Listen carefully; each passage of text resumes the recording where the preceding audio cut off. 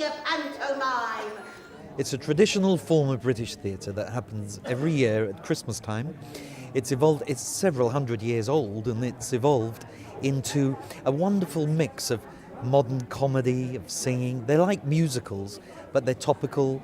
They're based on the old stories. There's only about 7 or 8 titles. Familiar titles are Cinderella, Aladdin, Dick Whittington. But we've also added in recent years Snow White and the 7 Dwarfs, Sleeping Beauty. And yes, before you ask, I've always been the thing of beauty. You see this nose? It's gorgeous, isn't it? It runs in the family. I'm all natural, just as nature pretended.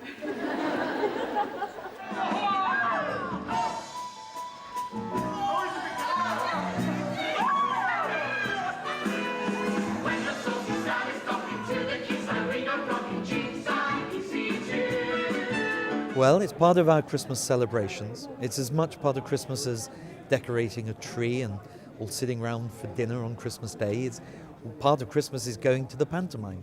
Families go all together because the shows appeal to all ages.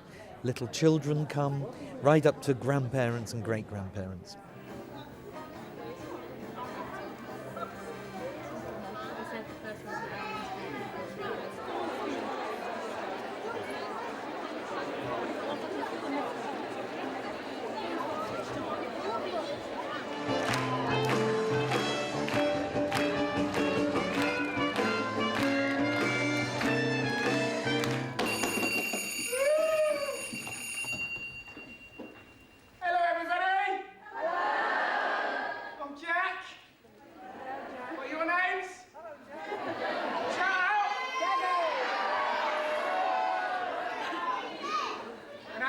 Each other's names. Let me tell you a little bit about me. Do you know what they call me as a nickname? Shall I tell you? Shall I? Yes. No, I don't like to. Don't be slapped. Give it a trial run. 1, 2.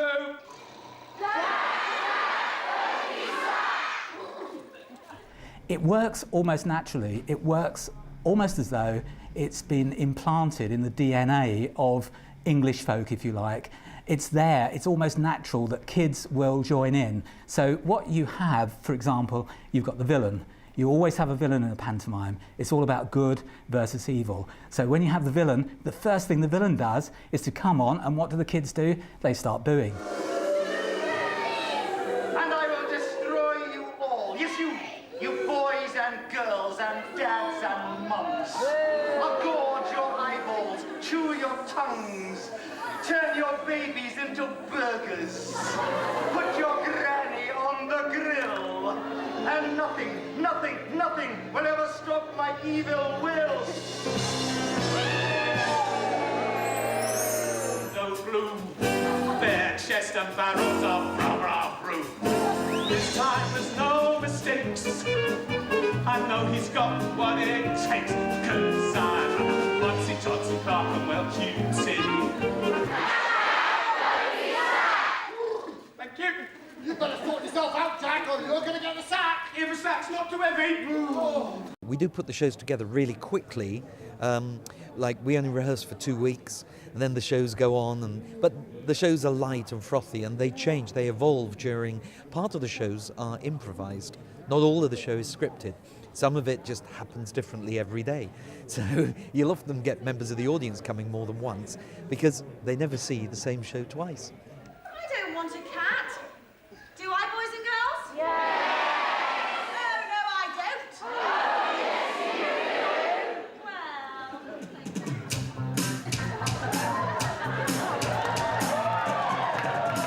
Well. What really distinguishes a good pantomime from a bad pantomime is, I think, the story. You can have a pantomime dame, you know, a man dressed as a woman.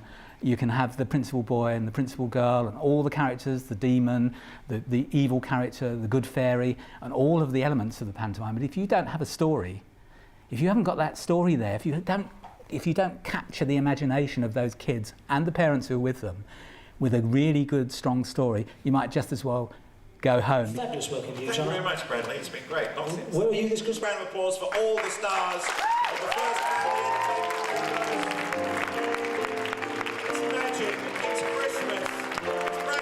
They know what to expect. They love seeing huge stars, legends in our case, being on stage and being that close to them. And I think that Panto is quite vulnerable as well because the audience is so interactive with you. Should we start this in and then go? Firstly, with the ASBO, are you looking forward to the show? Yeah, very much so. I thoroughly enjoy it every year. I'm happy to smile this long. Bad knee. This gets a play on the upside, the age is getting to me. 46-year-old buttons are taking a piss. In the middle, please. In the middle. Is that really okay, Henry?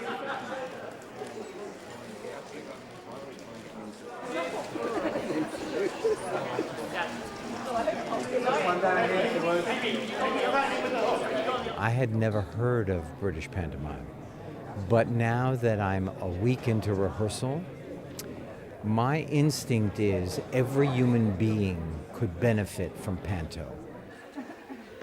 Would you like one? Yes, please. Would you?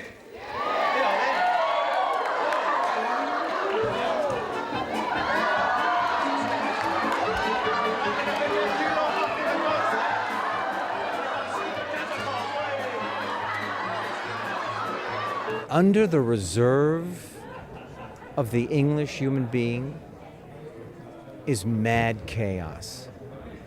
That all of that kind of quiet, laid back kind of point of view of the English is a sham. That's what I've learned from Panto. Jane Honeywell.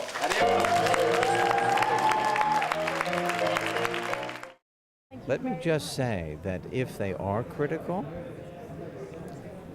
they will have this to deal with. I'm just telling you now. It's a long